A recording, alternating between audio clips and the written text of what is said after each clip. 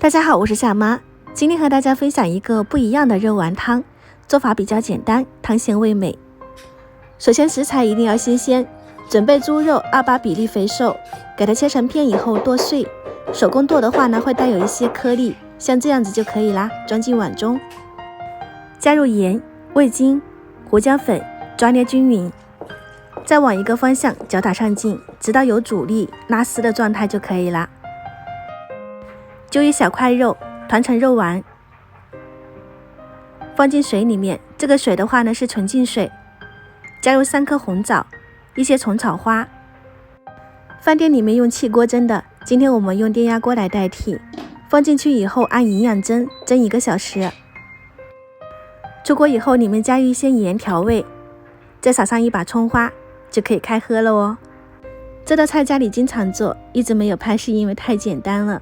一定要先喝汤，再吃肉丸。这个肉丸和嚼劲的是不一样的，比较鲜嫩，适合小朋友。如果喜欢，就收藏起来试一下吧。我是夏妈，下期再见。